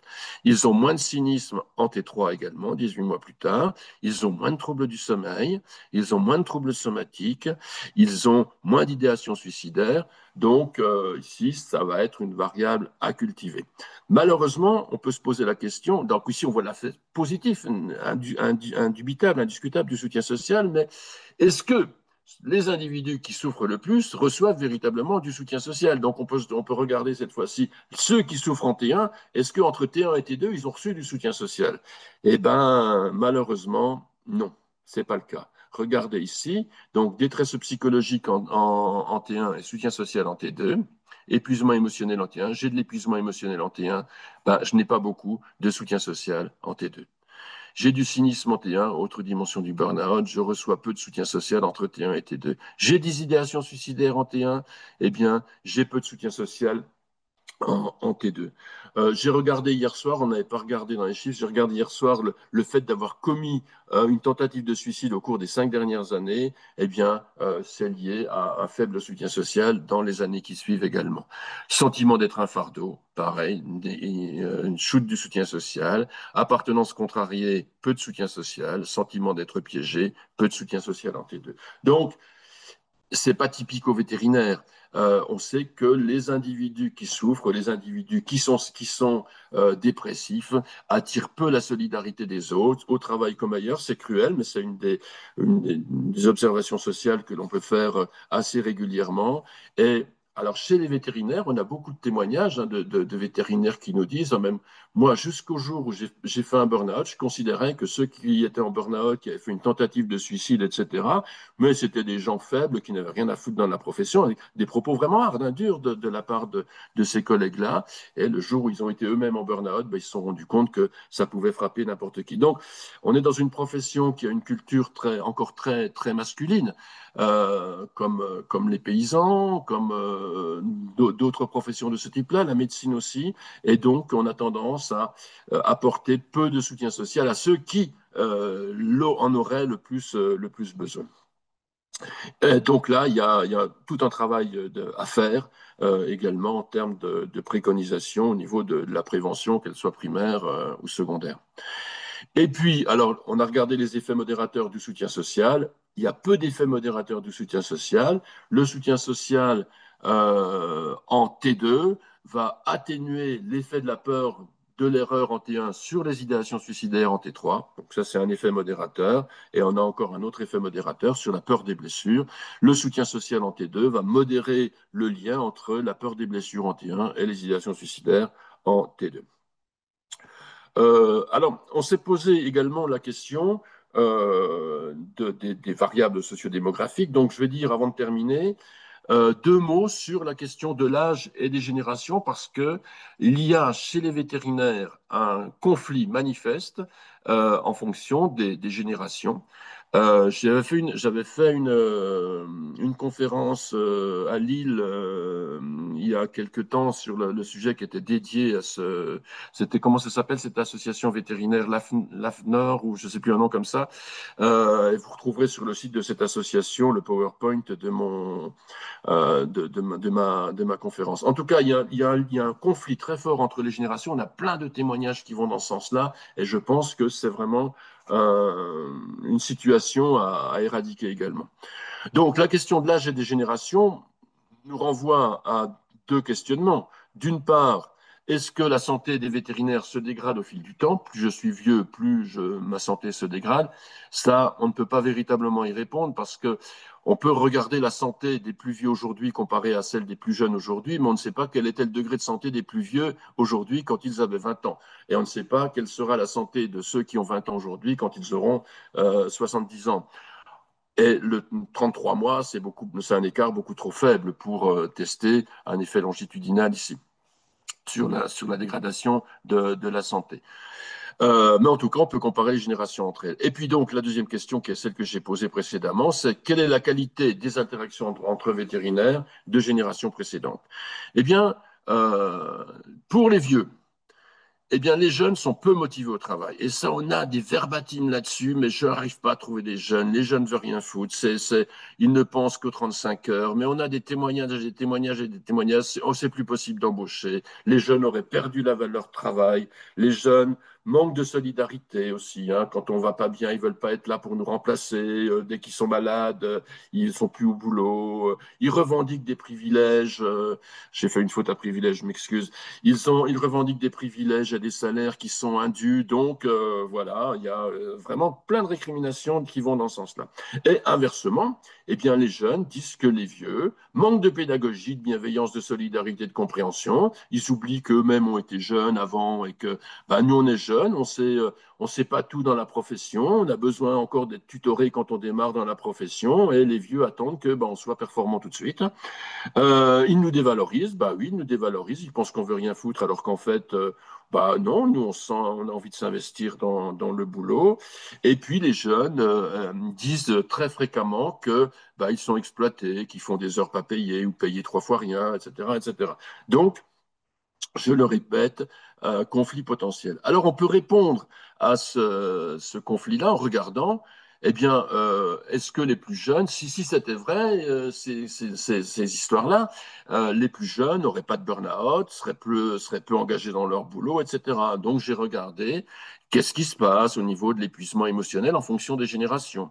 Eh bien, voici ici les générations. Donc, vous avez, c'est pénible.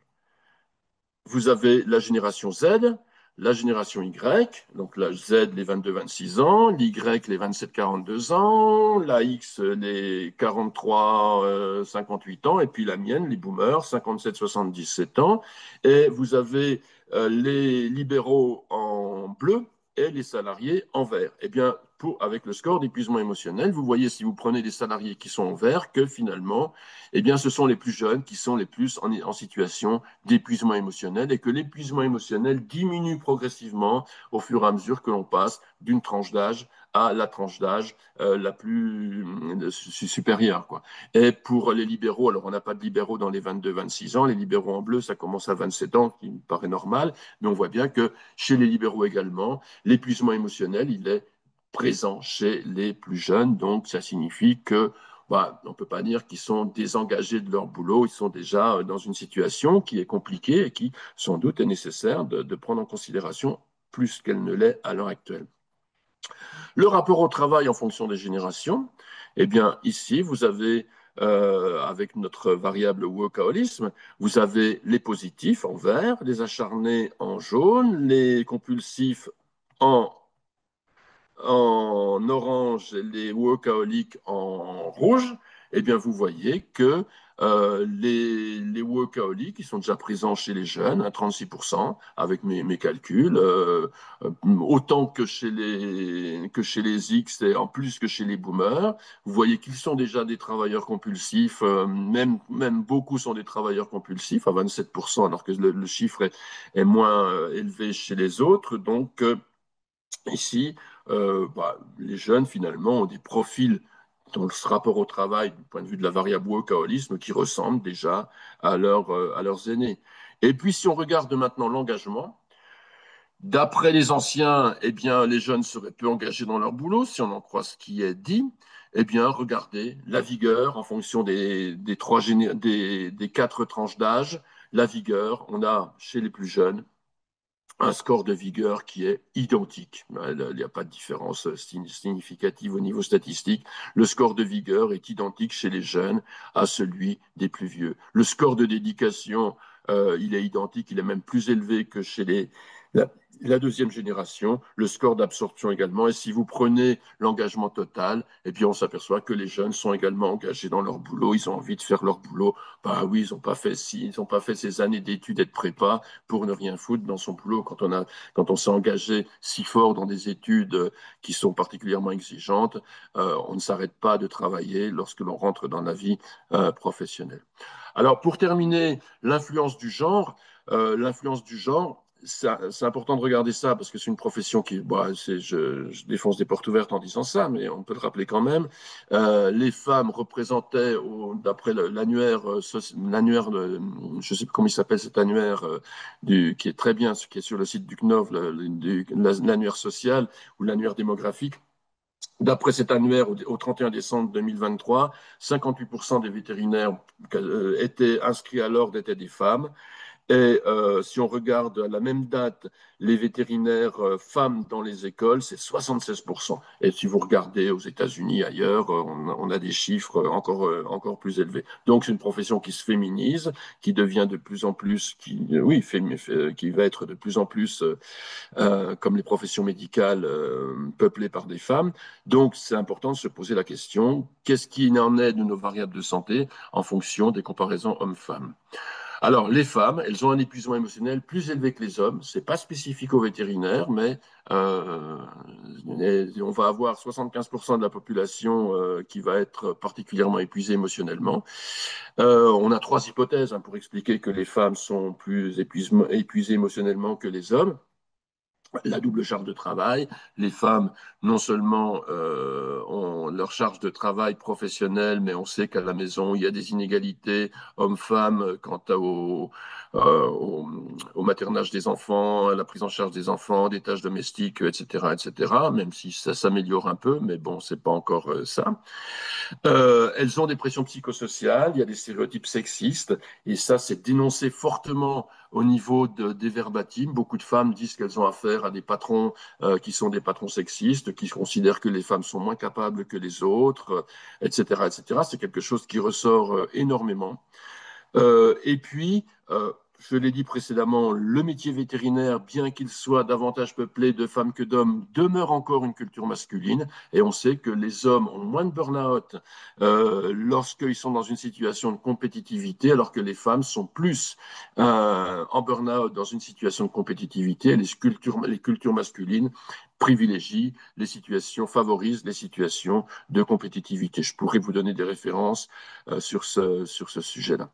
Les femmes, alors, c'est donc, mais je répète, hein, le fait que le burn-out, l'épuisement émotionnel soit plus élevé chez les femmes que chez les hommes, on le retrouve dans d'autres professions. En revanche, ce qu'on ne retrouve pas dans d'autres professions, c'est que chez les vétos, chez les vétérinaires, les femmes ont un cynisme égal aux hommes. Et ça, c'est spécifique aux vétérinaires. Je ne le retrouve pas chez les médecins. Les femmes sont quand même plus maternantes, donc elles dépersonnalisent moins, elles gèrent les choses plus affectivement que les hommes. Elles sont donc moins cyniques. C'est ce qu'on observe habituellement, mais pas chez les vétérinaires.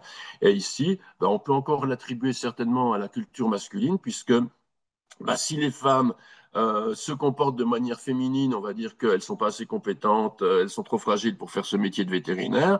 Et si, inversement, elles se comportent de manière masculine, on va dire que ce pas des vraies femmes. Donc, cette situation de conflit drôle, de situation très, très paradoxale et ambiguë, sans doute, c'est une hypothèse que je fais, engendre du cynisme.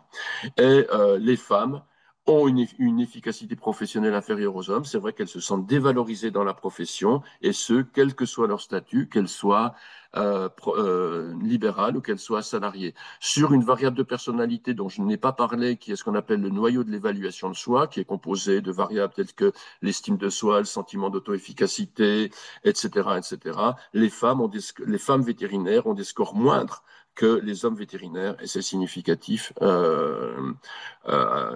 niveau statistique. Ce que je n'ai pas dit précédemment, ça m'est échappé, les femmes ont des scores de workaholisme plus élevés que les hommes chez les vétérinaires. Ça, c'est un résultat qui est assez contre-intuitif, mais les femmes sont plus addictes au travail dans leur comportement que les hommes. Les idéations suicidaires, il n'y a pas de différence, homme-femme, c'est conforme à la littérature. Les variables de suicidalité, il n'y a pas véritablement de différence homme-femme. Troubles somatiques, les femmes ont des scores plus élevés, mais c'est conforme à la littérature, on l'observe en population générale. Troubles du sommeil également, c'est conforme à la population générale. Alors, préconisation. Bon, je suis pas. L'objectif de ce travail n'était pas de proposer des préconisations, c'était de faire un état des lieux et de décrire les mécanismes. Mais malgré tout, bon, on voit bien les variables sur lesquelles il faut s'attaquer. Avant de s'attaquer, je pense qu'il faut tenir compte d'un certain nombre de questions, en tout cas de contexte à prendre en compte. Quels sont les stresseurs qu'on peut fléchir 3, 2, 0, excusez-moi. Quels sont les stresseurs qu'on peut fléchir? Quels sont les stresseurs qui sont infléchissables? Ça, je crois que c'est la question à se poser préalablement. La question des clients qui sont pénibles, est-ce que c'est fléchissable ou pas? La question de la charge de travail, est-ce que c'est fléchissable ou pas? La question de la peur des erreurs, comment on peut le fléchir ou pas? Donc, pour chacune des questions, sur la charge de travail, il y a sans doute des caractéristiques de la charge de travail qu'on peut inverser. Il y a peut-être des caractéristiques de la charge de travail qu'on ne peut pas inverser. Donc ça, je crois qu'il faut faire le ménage déjà ici à partir de cette question-là. Évidemment, quand on ne peut pas infléchir un stresseur, eh bien, parce qu'il va être toujours là, on peut développer des stratégies de faire face, des stratégies de coping. Donc, quelle stratégie de coping développer face aux stresseurs qui sont infléchissables? Est-ce que il faut avoir un coping plutôt actif, plutôt proactif, ou est-ce qu'il faut lâcher prise, etc., etc. Est-ce qu'il faut infléchir les stresseurs ou développer des ressources? Ça rejoint l'item précédent avec le développement des stratégies de coping. Quelles sont les ressources à développer? Bah, il y a des stresseurs qu'on ne peut pas infléchir, mais on peut développer sans doute du soutien social, davantage de soutien social, davantage d'équité dans les relations, puisque dans les relations salariés, patron, il y a souvent un manque d'équité perçue, en tout cas. Il y a la question des stresseurs professionnels versus les caractéristiques individuelles, donc notamment avec le workaholisme. Là, il y a de toute évidence une campagne d'information, de sensibilisation à mener.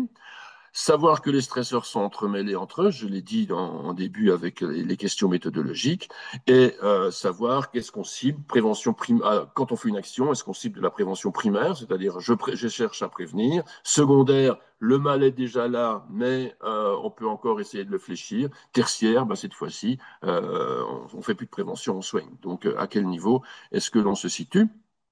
Et donc, pour terminer, quelques pistes. Charge de travail, donc soit tout le débordement sur la vie privée, c'est vraiment quelque chose sur lequel il faut qu'il y ait des discussions, des groupes de travail qui se mettent en place pour voir comment les choses sont possibles, avec lutte, je viens de le dire précédemment, contre le workaholisme et pratiques saines, mettre en place des pratiques de travail qui soient beaucoup plus saines que celles qui sont euh, qui reviennent, qui sont impactés par le workaholisme. La question de la gestion des clients, de la gestion des émotions. Là, il y a toute une série de. Je pense que dans les écoles, on peut aussi imaginer une formation par rapport à la gestion des clients, la gestion des émotions. Dans le travail que j'ai réalisé auprès des étudiants vétérinaires de 4 écoles, les étudiants demandent qu'il y ait davantage de cours sur la gestion des émotions, sur la gestion des clients. Favoriser le soutien social organisationnel. Alors, je sais que ça ne se décrète pas. Hein, là, on ne va pas dire demain, on va soutenir les uns les autres. Mais je crois que par rapport à ça, il y a cette question de la communication entre les générations. Il y a un besoin de formation management. C'est vrai que quelqu'un me disait dans les verbatims, on peut être un très bon veto, mais un piètre manager. Ben, c'est souvent le cas apparemment. Donc là, quand je dirige une clinique avec 10, 15 salariés, ben, est-ce que j'ai une formation management? Est-ce que je me rends compte de l'impact de mes propos? Est-ce que j'ai des relations équitables avec les autres? Est-ce que je prends l'avis, je demande l'avis des autres plutôt que d'imposer, enfin, etc. Lutter contre les stéréotypes sexisme, que ce soit du sexisme agressif ou du sexisme, y compris le sexisme bienveillant. Donc là, il y a tout un travail à faire. Les femmes se plaignent beaucoup de ça. Je crois qu'il est important de normaliser, entre guillemets, la souffrance psychologique. Hein. Il y a, chez les vétérinaires comme ailleurs, une stigmatisation de la souffrance psychologique. C'est les faibles qui souffrent, les gens qui n'ont pas de personnalité, comme on dit. Bon. Je crois qu'ici, comme il y a cette idée que ce sont les faibles qui souffrent, eh bien, quand on souffre, on a peur d'être stigmatisé par les autres et on ne fait pas appel. Donc, il faut vraiment, important, expliquer que la souffrance psychologique, ça peut frapper tout le monde et qu'il est important de s'adresser à ses collègues, d'en parler à ses collègues et pas simplement à des spécialistes en dehors de la profession. Parce que quand on va retourner sur le lieu de travail, bon, on va être à nouveau confronté à des collègues qui ignorent la nécessité qui ignorent que la souffrance est quelque chose de normal qui pourra les frapper un jour. Là, la peur des erreurs, c'est un stresseur important. Donc là, je crois qu'il y a vraiment un travail à faire, y compris avec les écoles. Et évidemment, avoir un accompagnement spécifique pour les personnes qui souffrent. Mais ça, on a déjà des associations, SPS, etc., qui sont présentes. Il y a Veto Entraide également, qui sont présentes et qui euh, ont des services d'écoute. Donc voilà, je n'ai pas tout dit, loin de là, mais ça fait un moment que je parle. Donc je vous remercie de votre attention. Si s'il y a des questions qui vous viennent par la suite, n'hésitez pas à me joindre, plutôt en mail que par téléphone, parce que j'ai une phobie du téléphone, donc je regarde peu mes textos, mais en mail, je lis mes mails très régulièrement au fil et à mesure des journées, même lorsque je suis en vacances. Je vous remercie beaucoup.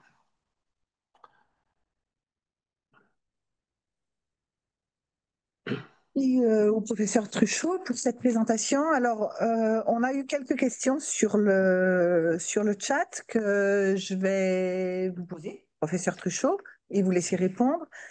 La première, elle concerne la différenciation entre le burn-out et la notion de dépression. Euh, on vous a posé la question de savoir quelle échelle de mesure du burn-out avait été utilisée. En d'autres mots, comment est-ce que vous avez pu différencier le burn-out de la dépression? OK. Alors, l'échelle que l'on a utilisée est une échelle qui est largement validée, qui est le MBI General Survey, donc qui est une échelle qu'on connaît bien, qui est utilisée dans la plupart des études à l'heure actuelle. C'est vrai qu'il y a tout un débat à l'heure actuelle sur le lien entre burn-out et dépression. Alors, il y a un débat scientifique avec parfois un peu vif sur ce sujet-là. On sait, alors ce que nos travaux montrent là, au niveau longitudinal, c'est que le burn-out est un élément qui conduit à la dépression. Une des différences importantes, c'est que l'individu qui est en situation de burn-out attribue encore son mal-être à sa situation de travail. Et ça, on l'a vu dans les témoignages que j'ai lus.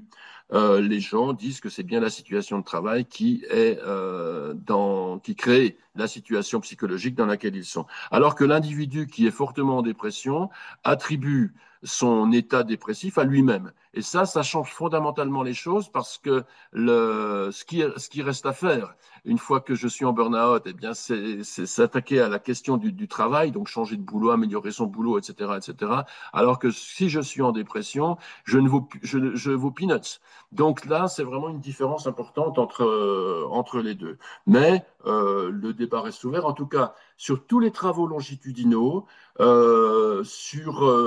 lorsque l'on fait des analyses médiationnelles au niveau statistique, on voit, j'ai fait un travail sur les médecins par exemple, sur un échantillon de 2000 médecins, on voit que le burn-out et les troubles physiques conduisent à un état dépressif, à des idéations suicidaires par la suite. Euh, je ne l'ai pas montré parce que j'ai déjà donné énormément d'informations, et trop sans doute pendant cette heure un quart de speech. Euh, c'est une erreur de donner trop d'informations, mais je n'avais pas tellement le choix. Mais ce qu'on voit également, c'est que le burn-out joue un rôle médiationnel entre les stresseurs et les idéations suicidaires qui émanent, en fait, les idéations suicidaires, ça émane de la dépression. Donc ça joue un rôle médiationnel. J'ai des stresseurs professionnels qui engendrent du burn-out, qui engendrent de la dépression, des idéations suicidaires. Voilà ce que je peux répondre, mais on peut en débattre pendant très longtemps. Quand on a une échelle de burn-out, une échelle de dépression, oh, il y a une corrélation évidemment.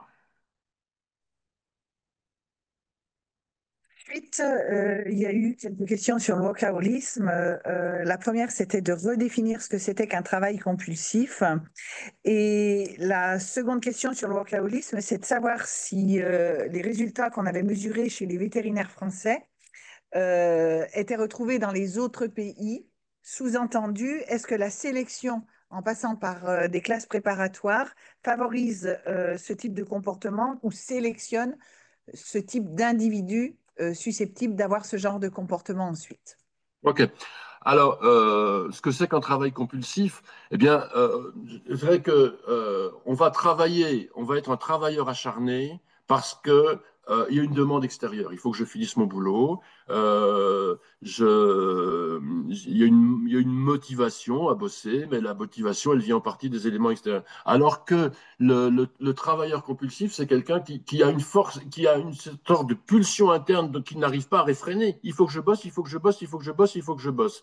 C'est donc comme dans toutes les addictions, et si on regarde les différents stades des addictions, ce qui caractérise une addiction, je peux vous envoyer des articles que j'ai écrits sur le sujet si vous m'envoyez un mail, on retrouve exactement dans le workaholisme l'effet de manque. Je bosse pas, mon travail me manque, il faut que j'aille bosser, il faut que je m'occupe de mon boulot, il faut que je fasse quelque chose, etc., etc. Si je vais pas regarder un film à la télé, faut que je regarde mon ordinateur, etc., etc. Donc ici, on a vraiment, oui, c'est une compulsion. J'ai une force intérieure que je ne peux pas réprimer. Il faut que je bosse. En ce qui concerne la comparaison avec l'étranger, alors sur la plupart quand les comparaisons sont possibles, sur les variables que j'ai évoquées aujourd'hui, on retrouve à peu près les mêmes résultats dans des pays comme, on va dire, les pays occidentaux. Je ne vais pas comparer avec le Sri Lanka, l'Inde, etc., parce qu'il y a des travaux dans ces pays-là, mais les choses sont difficilement comparables. En tout cas, quand on peut comparer, on retrouve la même chose. On retrouve les inégalités hommes-femmes, on retrouve la peur de l'erreur. J'ai encore lu un article récemment sur ce sujet-là. Alors, sur le workaholisme, il y a je crois qu'on a fait la première étude, je crois que c'est la première étude qui prend en compte le workaholisme chez les vétérinaires. Je me trompe peut-être, mais là pour le moment j'ai l'esprit farci de données et de lecture, donc peut-être je me trompe, mais je ne crois pas. Je ne suis pas sûr qu'il y ait d'autres études, peut-être une en Hollande. Menées sur le workaholisme des vétérinaires, c'est possible. Donc en tout cas, s'il y en a, il y en a très très peu, donc ce qui rend les comparaisons pas forcément faciles. En tout cas, par rapport au système. Donc, voilà, mais je n'ai pas de raison de penser que c'est différent ailleurs. Sur le workaholisme, sur la sélection dans les écoles, on peut. Alors, dans le travail que j'ai mené sur les 4 écoles, qui sera dévoilé publiquement début octobre, donc tout le monde pourra le consulter. On montre que, je ne suis pas en train de dévoiler ce que je ne devrais pas dévoiler pour le moment, mais en tout cas, on montre que il y a beaucoup de perfectionnistes parmi les étudiants vétérinaires. On sait que le perfectionnisme conduit au workaholisme. En tout cas, on sait que le perfectionnisme est une des caractéristiques du workaholisme. Est-ce que c'est lié au système de sélection? euh, c'est probable, mais je n'en ai pas la preuve formelle, je ne peux pas leur répondre formellement. On a des résultats étonnants. Par exemple, cette fameuse prépa qui est très lourde, BCPST, dont on dit qu'elle lamine les gens, c'est pas si évident que ça, hein. Donc ces gens-là, par exemple, qui sortent de BCPST, sont beaucoup plus cool au boulot à l'école vétérinaire que les autres, alors qu'on pourrait penser que ce sont les plus workaholiques. Donc, je crois que c'est une question qu'il faut approfondir, mais je ne sais pas pour le moment. Alors, je pourrais vous répondre dans 4 5 ans parce que j'ai proposé aux étudiants vétérinaires qui ont répondu, j'ai 46% d'étudiants vétérinaires qui ont participé à cette étude, hein, 46% un peu plus même des étudiants vétérinaires des 4 écoles, donc c'est un chiffre important. Je leur ai proposé de me laisser une adresse mail perso pour que je puisse les joindre dans 5 ans et dans 10 ans euh, et leur envoyer un nouveau questionnaire. Donc, il y en a un pourcentage important qui m'ont laissé une adresse mail où je pourrais les joindre plus tard quand ils seront devenus professionnels. Et là, ça va être très intéressant parce qu'on pourra regarder quelles sont leurs caractéristiques aujourd'hui quand ils sont à l'école, quelles sont leurs caractéristiques psychologiques que j'ai pu mesurer dans cette étude-là, que possèdent ceux qui sont workaholiques quand ils seront dans la profession dans 5 ou 6 ou 7 ans, etc., etc., etc. Donc ici, je pourrais répondre à votre question, mais il faudra patienter quelques années.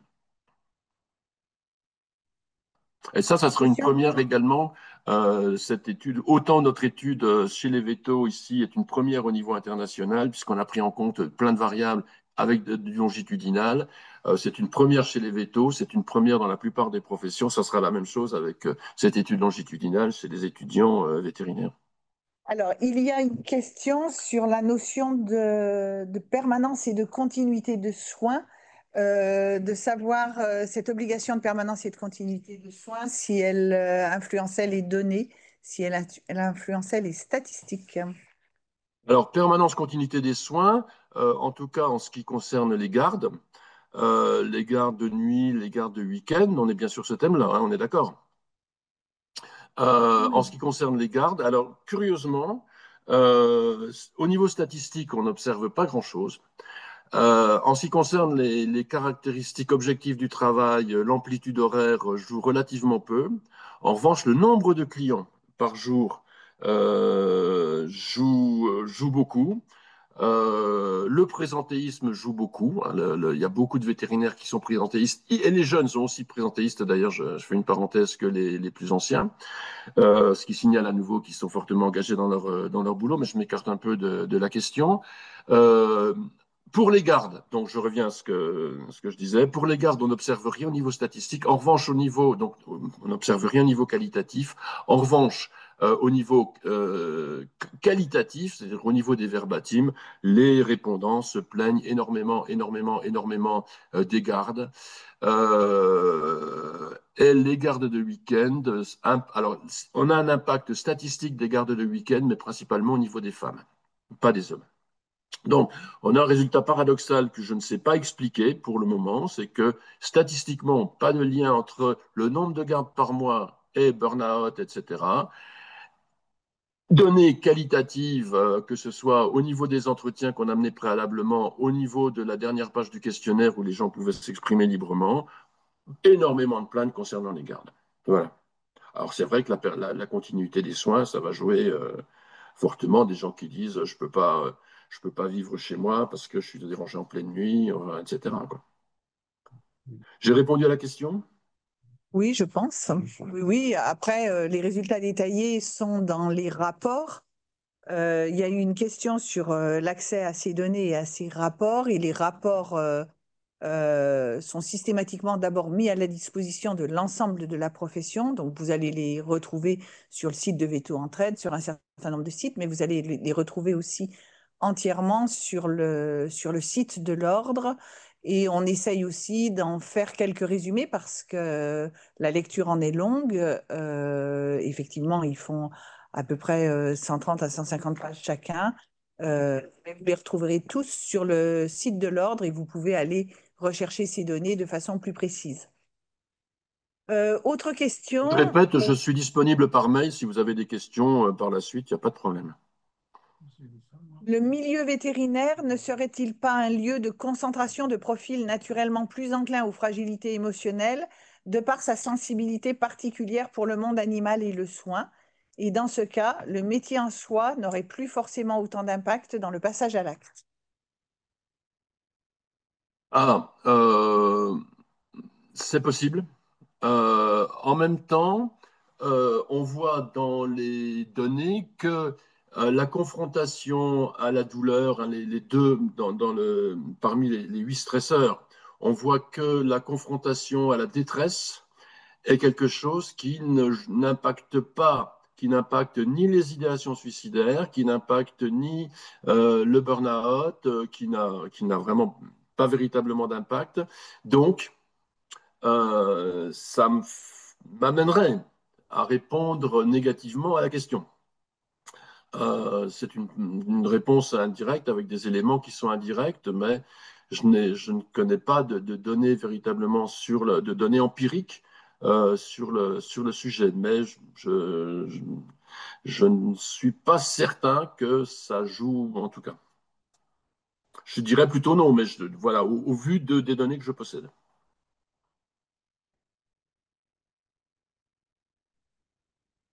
Ok. Au niveau de la peur des blessures, il y a une question sur le fait des antécédents de blessures, c'est-à-dire l'apparition de plusieurs blessures au fil Ouais. de l'exercice. Est-ce que le fait d'avoir des antécédents de blessures influence cette peur des blessures? Je n'ai pas de données sur le sujet, donc je ne peux pas répondre. Mais ah, ici, je dirais, il y a sans doute des interactions. Je parle dans l'absolu. Il y a certainement des interactions entre le fait d'avoir été blessé, comment on a pu y faire face, comment on a reçu du soutien immédiatement après avoir été blessé, parce que la blessure peut conduire à du stress post-traumatique. Hein. Le stress post-traumatique, c'est le stress qui vient plusieurs mois après avoir subi un choc. Donc, ça peut engendrer ça, mais la façon dont ça a été pris en charge, est-ce que j'ai été pris en charge immédiatement si j'étais blessé gravement ou pas? Ça va interagir avec la blessure elle-même. Donc ici, avoir été blessé peut jouer comme expérience, je dirais, positive, et donc protéger de la crainte de blessures ultérieures, comme ça peut au contraire euh, engendrer davantage de crainte encore et davantage de rumination. Donc tous les cas sont possibles en fonction du contexte dans lequel les choses se sont déroulées. On sait par exemple que chez les sapeurs-pompiers, le fait d'avoir été blessé dans la façon dont ça a été pris en charge, ça peut engendrer ce qu'on appelle la croissance post-traumatique, c'est-à-dire qu'au lieu d'avoir du stress post-traumatique, au contraire, je me sens encore bien mieux après. On a publié avec Charlotte Henson plein de travaux sur ce thème-là, vous pouvez les trouver sur ResearchGate. Donc voilà, il n'y a pas de réponse univoque par rapport à cette question. Alors, une dernière question technique et puis après on conclura. Préciser comment la forte corrélation entre certains facteurs a été prise en compte dans les régressions linéaires. Problème de multicollinéarité. Oui, ben justement, on élimine les problèmes les problèmes de multicolore 3D0 ont été, je l'ai expliqué hein, dans le rapport, ont été pris en compte. Évidemment, avec les régressions linéaires multiples rentrées par bloc, on élimine ce problème-là. D'accord.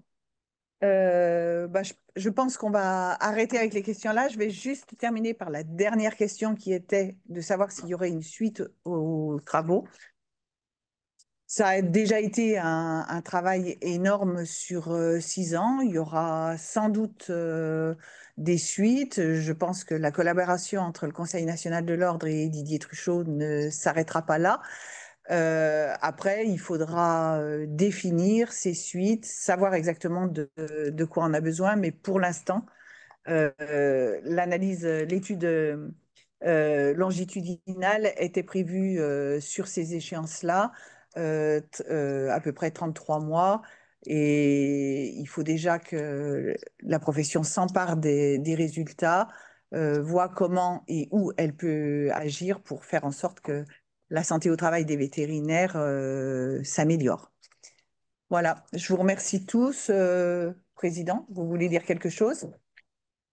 Écoutez, pour conclure, d'abord, je voulais remercier l'équipe du professeur Truchot hein, pour ce travail conséquent qui nous a conduit finalement sur 4 à 6 ans hein, au résultat aujourd'hui, avec un travail qui est remarquable et remarqué, y compris au niveau international. Je crois qu'il y a aussi en interne de la profession toutes les associations qui aident et qui interagissent sur la question de la santé des vétérinaires, qu'il faut remercier et féliciter de leur travail, de leur accompagnement des vétérinaires. Et vous me permettrez, en interne de l'ordre, vraiment de remercier chaleureusement et vivement Corinne Bisbar pour tout le travail qu'elle a coordonné. Voilà, c'est un travail que nous souhaitions faire. Maintenant, le fruit de ce travail est livré à la profession. L'ordre, bien entendu, accompagnera, mais c'est aussi un travail que les vétérinaires doivent intégrer, mais je dirais aussi les entreprises vétérinaires, puisque une partie des solutions et de l'accompagnement viendra du milieu de l'entreprise. Voilà ce que je voulais vous dire. Et en tout cas, merci de nous avoir suivis. Et puis, si des questions résiduelles restent, bien entendu, nous restons collectivement à votre disposition. Merci à toutes et à tous.